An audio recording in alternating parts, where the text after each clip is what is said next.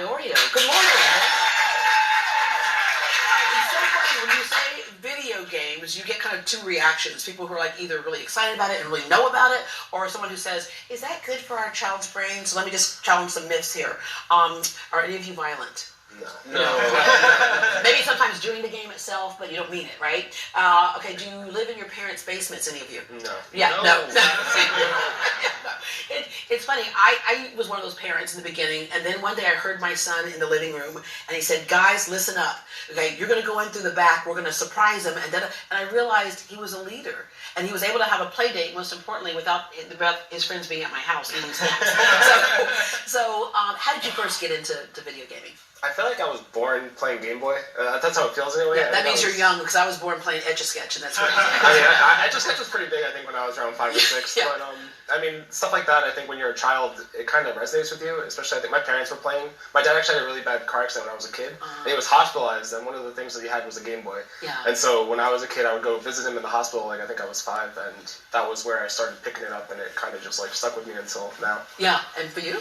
I was sitting in my stepdad's lap playing Command and Conquer when I was 3-4 years old, playing PC games ever since I was really young.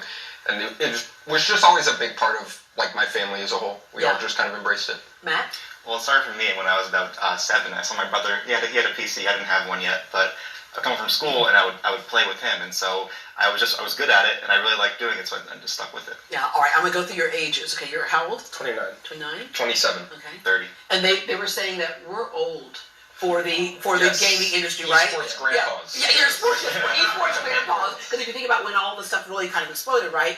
It was funny because I said you're the OGs instead of original gangsters, original gamers, right here, right? Okay, so in the beginning, when it came to competitions, it kind of happened organically, didn't it? Yeah, we went from like tournaments in people's garages and backyards to, now we're playing at massive stadiums and concert halls, and it's really grown, I think, in the past like 5-10 years. Yeah, all right. So people finally realize how much people loved it. What is it about it? What's the thrill? I think people just like knowing that they can aspire to something. I think esports and gaming in general gives a lot of people who maybe don't have sports backgrounds or a certainty in their future something to latch onto as a fan. Yeah. And so there's a lot of, I don't know what the word is, maybe growth that can happen on an individual level for a child. Yeah. To just like say, oh look, that person's playing video games, I want to be as good as them.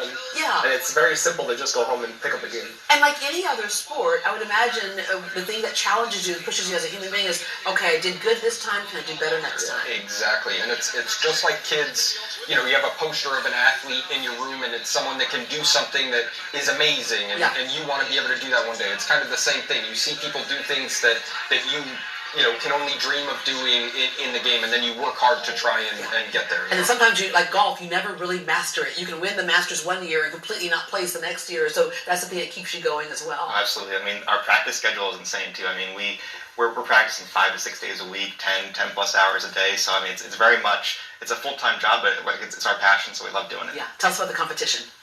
Oh, I mean, this weekend, this will be our first Homestand, which is a massive tournament that we're hosting here in Houston at the Convention Center this weekend.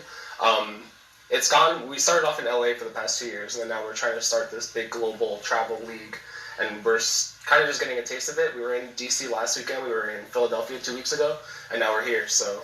Yeah. You all speak to, like, if you do something as passion, I know we're basically putting a magnifying glass on college these days, and so a lot of kids who feel pressured to go, who don't know what they really want to do, graduating with a lot of debt. You went to college, you dropped out, right? That's right. And you did not go, but all three of you share something in common. You're making a living doing something that you truly, really love.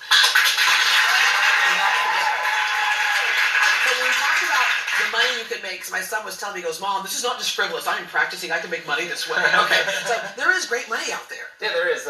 It's gotten a lot more legitimate. I think, like, back to when we were talking about the tournaments, it's like it went from a couple $100s on the weekend to now massive investors are putting their money into these teams and then running them, I guess, similar to sports teams in the way of marketing and trying to grow some sort of massive fandom to sell apparel, to sell merchandise. Yeah, like we were talking about in the green room about how like Louis Vuitton is like, you can see their skin, like, there's these things called skins for those of you who don't know. My son's like, I need a new skin.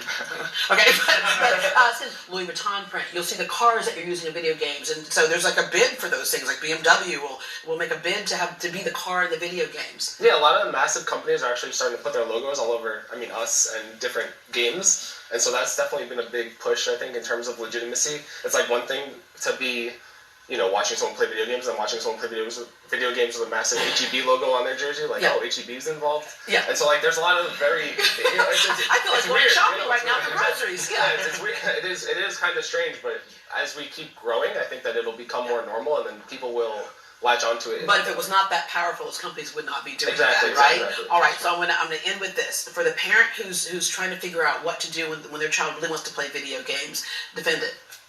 I think it's a good escape for a lot of children. I think for myself, I finished an engineering degree at Rutgers. There were definitely points in my career and in my life that I felt like video games were a really good fallback, whether it was mentally or... I love it. The fallback was the video games, not the engineering degree. No, I mean, like, in terms of having, like, a mental escape. Oh, I think yeah, you get a lot more, you can get a lot out of socially, and also, I think, to your point of your son, if he's getting leadership skills through a video game, that's very hard to teach, I think. Yeah. And so I think that your son will actually have a lot of good attributes to bring him further in his professional careers, whether that involves gaming or not. Right. And so there's a lot of skills that you can learn, soft skills, through video games that I think a lot of people aren't. Yeah, even the totally University of aware. Texas and their School of Communications has a video gaming program now. All right, for you? Yeah, I would say that the team building and the leadership qualities, you can just learn so much through video games, and you know where your kid is. They're at home, they're not out doing something, and they're not going to get injured the same way that can be an issue. And just know what they're playing, right? Because you mentioned that was it your dad who got you Grand Theft Auto? Yeah. I went to my dad's house to visit, and I was like, hey, Dad, you're going to be the cool dad, right? You're going to get me Grand Theft Auto. And he rented the game, and he was like, all right, no. So pay attention to what you're buying, right? Okay, and for you. Sure. I mean, I think it's all about time management, right? As long as you still focus on school and you don't get super obsessed with it, it's still a healthy thing. I mean, we're hosting this great event, and it's a lot of fun for people to come and connect and meet other people, show what they're passionate about, and I mean, it's super exciting. Yeah. All right. So best of luck to you all. The Houston Outlaws have their inaugural home